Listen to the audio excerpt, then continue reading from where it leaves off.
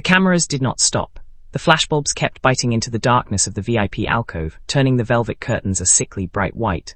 On the screen of Vanessa Croft's phone, the document was clear. A birth certificate, 4 years old, registered in a private clinic in Geneva, Switzerland. The father's name was printed in sharp block letters, Ryu Jin-Woo. The mother's name, Chloe Vance. Before we unlock the boardroom doors and watch the empire tear itself apart, I need to say a massive thank you to our incredible Vanguard inner circle. Because of your likes, your intense theories in the comments, and your loyalty, our young channel is growing faster than we ever imagined. You are the real backbone of this empire. If you are new here, welcome to the table. Let me show you where this war started. We watched Adanna face public humiliation, only for the cold, lethal Mafia boss Jin-Woo to claim her and her unborn child before the entire world. We watched shadow enemies attack Vanguard from every corner, but today the game changes. Love becomes dangerous when inheritance enters the boardroom. The title of today's climax is that 4-year-old heir is a lie. The Korean Mafia boss silenced the entire boardroom. The press is already writing the obituary of their marriage.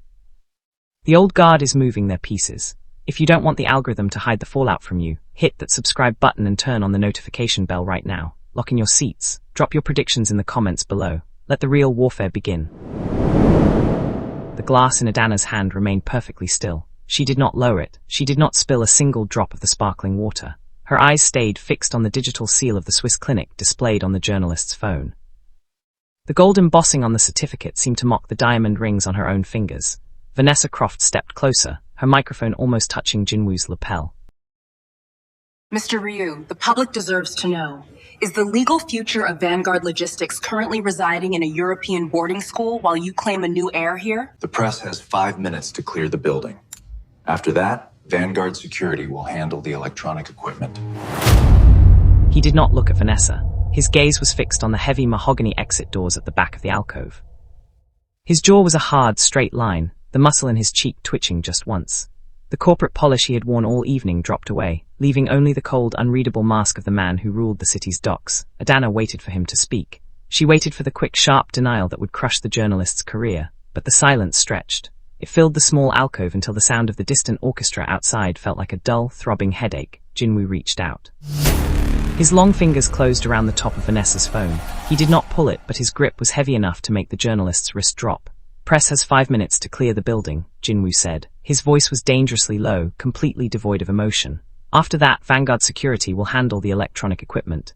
He turned, his black suit jacket brushing against Adanna's arm. He walked away without looking back at her. The interior of the armored Maybach smelled of leather and expensive cologne, but to Adanna, it felt like a vault. The tinted windows cut off the glare of the midnight city lights, plunging the back seat into a deep blue shadow. Kang Tae-hyun sat behind the wheel, his eyes moving strictly between the road and the rearview mirror. He had not said a word since slamming the heavy passenger doors shut at the gala entrance. He drove with a brutal, steady speed. Adanna sat on the left side, her back pressed against the door.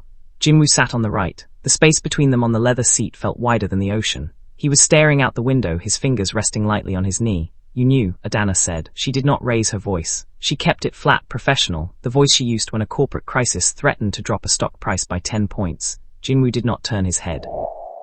"The Vance family has spent 4 years looking for a lever to place against my neck. They found a piece of paper. A piece of paper with your signature at the bottom," Adanna replied. She felt a cold coldness creeping into her chest. Elias checked the encryption before the firewall crashed. The registration isn't a fresh digital edit. It has been sitting in that Swiss database since the year you overthrew your uncle. Car turned sharply onto the coastal highway. Jin-Woo finally turned his face toward her. His eyes were completely dark, swallowing the faint glow of the dashboard lights. "A signature can be copied, Adanna. A past cannot." Before she could ask what that meant, her clutch purse vibrated. A bright red notification lit up her screen. The Vanguard Board of Directors had just called an emergency session for exactly 8 o'clock the next morning. The light inside Sector 4 of the state penitentiary was always a pale, flickering grey. Marcus Montgomery sat on the edge of his steel cot, his fingers tracing the rough seam of his orange jumpsuit. The luxury of his former political life was gone, but the smile on his face was entirely intact. The heavy iron door at the end of the block groaned open. A guard walked past, his boots clicking rhythmically against the concrete. As he passed Marcus's cell, his hand dipped slightly. A small, black burner phone slid through the bars, landing silently on the thin mattress. Marcus picked it up before the guard reached the end of the corridor. He cleared the screen. There was no name, just a string of encrypted numbers. He pressed the device to his ear. "Galas all over the morning papers," Marcus said, his voice raspy from the dry prison air. "Tell me she looked broken." Adanna handled the press like a machine. Senator Richard Vance's voice came through the small speaker, cold and sharp, but the board members are already jumping ship. They are terrified of an international custody battle freezing the shipping licenses. Marcus leaned his head back against the cold stone wall. And Jin-Woo, he hasn't left his private office since midnight, the senator replied. He is acting like a man with something to hide. Chloe is already at the safe house near the river. She knows exactly what to say when the doors open tomorrow. Marcus closed his eyes, a low laugh rattling in his throat. Good, let them fight over the throne. By the time they realize who actually paid for that Swiss document, Vanguard will belong to us again. Sun had not yet risen over the harbor, but Adanna's office was already flooded with the sharp white light of 3 computer monitors. A single cup of black coffee sat on the edge of the glass desk, completely cold, a thin film forming over the dark liquid. Adanna's hair was pulled back into a tight, flawless bun. She had not slept. Her fingers flew across the keyboard. Pulling up the global movement logs of Vanguard's private fleet from 4 years ago. Elias, give me the exact coordinates again, she spoke into her wireless earpiece. March 14th, Elias' voice came through, accompanied by the frantic, rapid clicking of his mechanical keyboard. Jin-Woo's private jet touched down in Zurich at 2 in the morning. He spent 48 hours off the grid before returning to Seoul to take the CEO chair. Adanna stopped typing, her eyes fixed on the date. March 14th, that was the exact week the old guard had attempted to assassinate Jin-Woo near the docks. The public story was that he was recovering in a private medical facility in the mountains. Instead, he was in Switzerland. The same month Chloe Vance withdrew from the public eye for an entire year. There is more, Elias muttered, his voice dropping an octave. The medical clinic listed on Vanessa Croft's leak didn't just handle the birth. They received a monthly wire transfer from a shell company registered in the Cayman Islands. The owner of that company is hidden behind 5 layers of legal stone walls. Adanna leaned forward, her fingers tightening around the edge of her desk until her knuckles turned a stark white. Break them down, Elias. I don't care what it costs. The sudden wave of nausea didn't give her a warning. It rose from her stomach like a hot hand, forcing Adanna to push herself away from the desk so fast her rolling chair struck the back wall. She lunged into her private restroom, her knees hitting the cold marble floor as she reached the basin. She retched into the porcelain, her breath coming in short, ragged gasps. The room seemed to spin, the white-tiled walls closing in on her. She washed her mouth with cold water, staring at her reflection in the mirror. Her skin looked pale, almost translucent under the fluorescent lights. The dark circles under her eyes could be hidden with makeup, but the slight tremor in her hands could not. Adanna unzipped the small, hidden compartment of her leather handbag. Inside, tucked away beneath her corporate ID cards, was a slender piece of white plastic. 2 bright, undeniable red lines stared back at her, the real heir, the true succession. It was growing inside her right now, while the entire world was preparing to crown a ghost from Chloe Vance's past. If she revealed her pregnancy to the board today, it would look like a desperate PR stunt.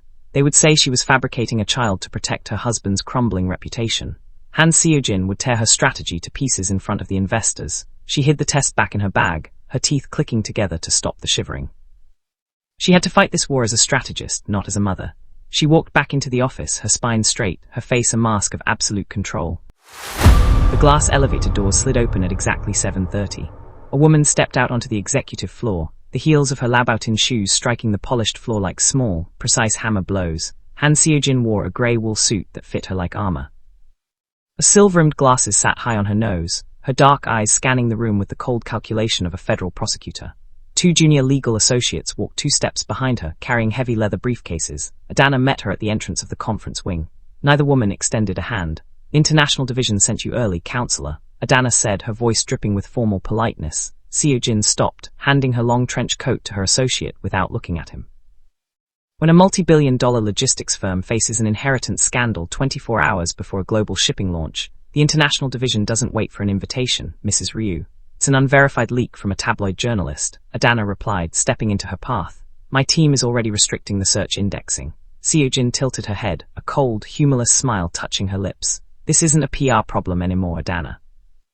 The European investors have already paused their wire transfers. They don't care about your media metrics. They care about title ownership. She slid a thick blue folder from her associate's stack and placed it directly against Adanna's chest. This is a board recommendation to suspend your strategic clearance until the paternity of the Swiss child is legally settled. Sign it, or I will read it aloud during the meeting. Counter-surveillance line. Adanna didn't sign the paper. She walked past Han Seo-jin and locked herself inside the server room at the end of the hall. The low, steady hum of the cooling fans provided the only privacy left in the building. Elias, tell me you found the leaked chain, she whispered into her phone, her back pressed against the metal server rack. I found it, Elias said, his voice tense. And you're not going to like it. I tracked the original PDF file of the birth certificate. It wasn't sent from Switzerland. It wasn't sent from Marcus's associates in prison either. Adanna frowned, her thumb tracing the strap of her bag. Then who gave it to Vanessa Croft? The upload came from right inside Vanguard Tower, Elias revealed, the sound of a data log scrolling on his end.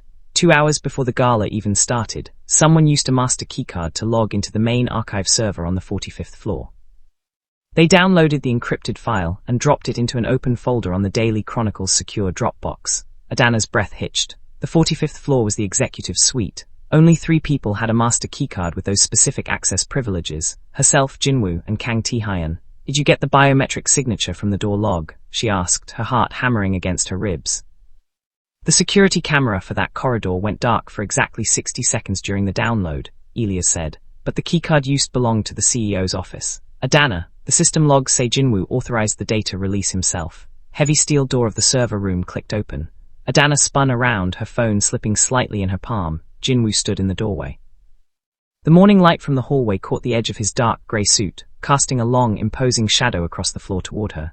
He looked completely rested, his dark hair brushed back perfectly, his eyes deep and unreadable. He looked down at the phone in her hand, then up at her face. The board is taking their seats. Elias just found the internal transfer log, Adanna said, her voice shaking slightly despite her best efforts. The file didn't leak from outside, Jin-Woo.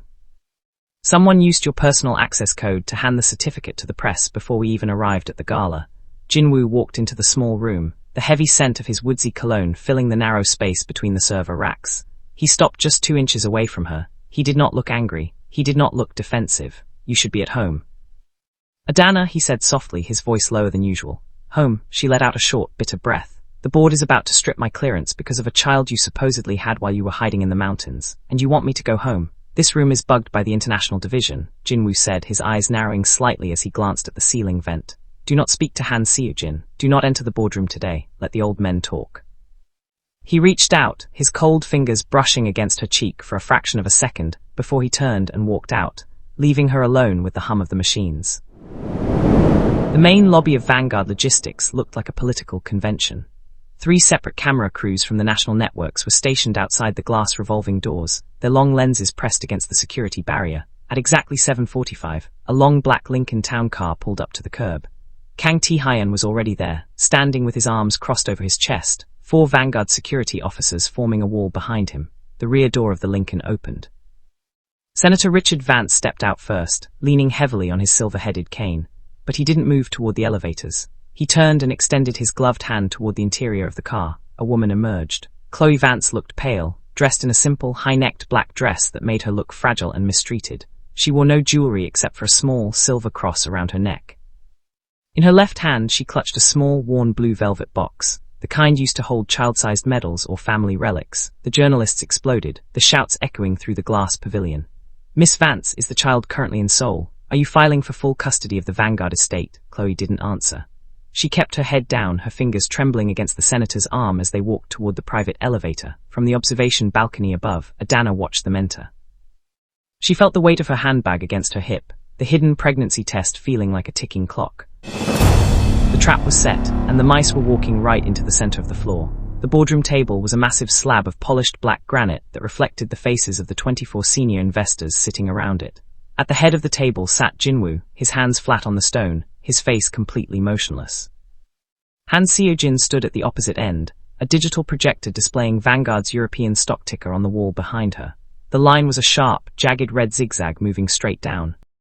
We have lost 4% of our market capitalization in the last 8 hours, Seo-jin stated, her voice cutting through the room like a blade. The Swiss leak has created an unprecedented governance crisis.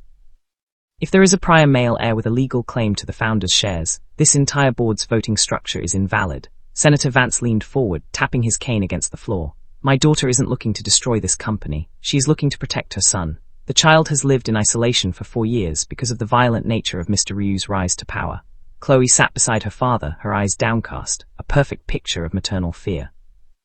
We demand an immediate asset freeze, Han Seo-jin continued, sliding a legal brief toward Jin-Woo, and a formal restructuring of the leadership until a certified third-party medical examination can verify the child's lineage. The oldest board member, a man who had served Jin-Woo's father for 30 years, nodded slowly. The bylaws are clear, Jin-Woo. You cannot lead the expansion if your own house is built on a lie. Step down, or we vote. Adanna stood behind the double-paned glass of the adjacent observation lounge. The glass was heavily tinted from the inside. The people in the boardroom could only see their own reflections. Her tablet was open, connected to Elias' live audio feed of the meeting. Adanna, Elias' voice cracked through her earpiece, sounding out of breath. I'm looking at the local server traffic inside the building right now. Someone just authorized a secondary data link from the laboratory wing on the 3rd floor. Adanna turned away from the glass. The 3rd floor, that's the private medical clinic for Vanguard executives. Why is it active during a board meeting? The rapid DNA processing unit, Elias muttered, the sound of a progress bar chiming on his screen. The one Jin-Woo imported from Germany last winter. It's online. Someone just scanned a blood sample into the database using a security override. Adanna's eyes darted back to the boardroom. Chloe Vance was opening the small blue velvet box she had carried into the building. Inside was a tiny glass vial containing a single drop of dried dark fluid, alongside a notarized medical swab from the clinic in Geneva. They brought the sample with them, Adanna whispered, her mind racing through the legal timelines. They aren't waiting for a court order. They are going to run the test right here on live feed to force the board's hand. She looked at Jin-Woo. He hadn't moved. He hadn't reached for the legal brief Han Seo-jin had placed in front of him. He was staring at the small glass vial in Chloe's hand with a look that made Adanna's spine turn to ice. Senator Vance stood up, his voice echoing off the granite walls. We have the sample, certified by the Swiss authorities. We have the machine downstairs. Let's end the rumors right now, Mr. Ryu, unless you are afraid of what the blood will say. Han Seo-jin turned to Jin-Woo, her pen poised over the suspension document. If you refuse the rapid match, the International Division will interpret it as an admission of fraud. The shares will revert to the trust by noon. Room was so silent that the hum of the central air conditioning sounded like a roar. Every eye was fixed on the young CEO. Chloe finally looked up, her eyes wide, glistening with tears. Jin-Woo, please, for the boy's sake, he has your eyes. You can't keep hiding him from the world just to keep this chair. Adanna pressed her forehead against the glass of the observation room, her breath fogging the surface. Her hand automatically dropped to her stomach. She knew Chloe was lying. She knew the entire thing was a beautifully choreographed political hit organized by Marcus from his cell. But Jin-Woo's silence was the missing piece. Why had he let them bring the sample? Why had his own code been used to leak the certificate to the press? Jin-Woo slowly pulled his hands back from the table. He stood up. He was taller than anyone else in the room, his shadow falling directly across Chloe's face, extinguishing the light in her eyes. He didn't look at the legal brief. He didn't look at Han Seo-jin's silver-rimmed glasses. He walked slowly down the length of the granite table until he stood exactly 3 feet away from Senator Richard Vance. 4 years ago, Jin-Woo began, his voice flat, steady, completely empty of fear.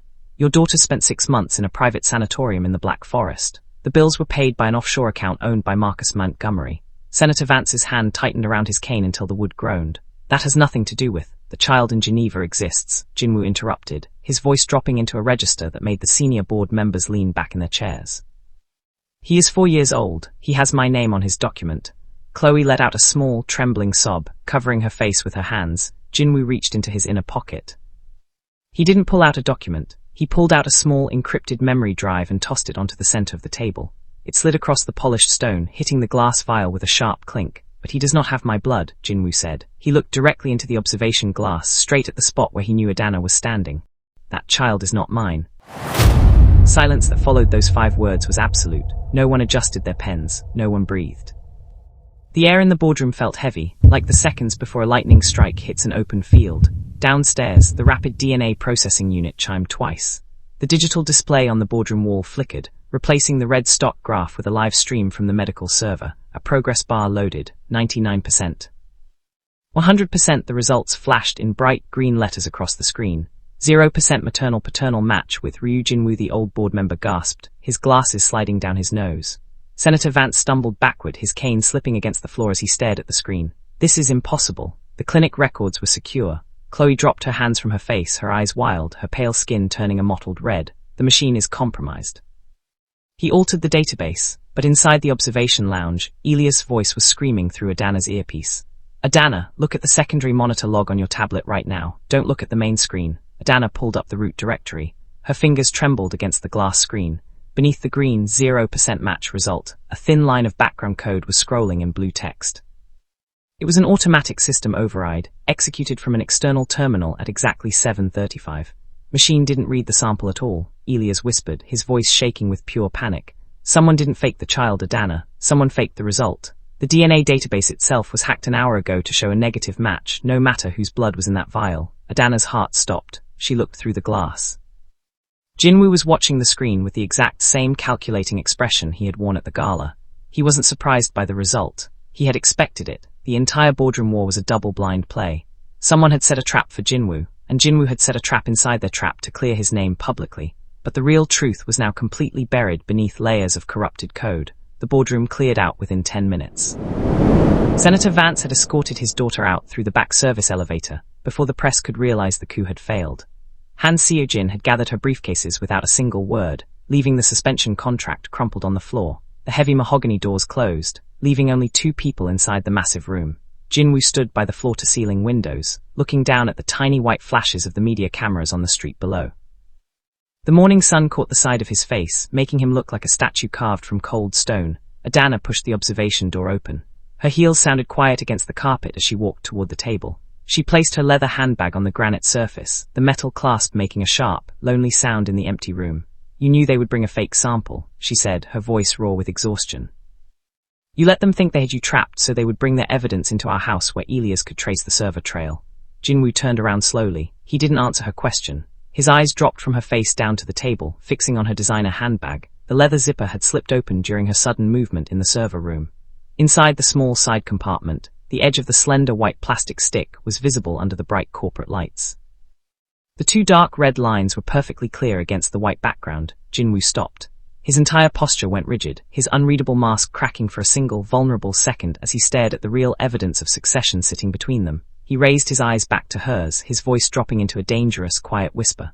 "Adanna." "Hold on, do not close this video." The screen just went black, but the real war for the Vanguard throne has officially begun. The database says 0%. Jin-Woo claims the child isn't his, but someone broke the system code at exactly 7:35 a.m. to fake that result. Who is playing the double-blind game? Is Jin-Woo hiding a dark truth to protect Adanna, or is a completely different monster pulling the strings from the shadows? And more importantly, Jin-Woo just saw the bag. He knows about the real test. It is time to lay your cards on the table. We need our master strategists in the comments right now. Drop your absolute wildest theories below. Who hacked that server, and what does Jin-Woo do next now that he knows Adanna is carrying the true succession? Subscribe, hit that notification bell, and do not let the algorithm hide part 4 from you. The boardroom is yours. Drop your cards below.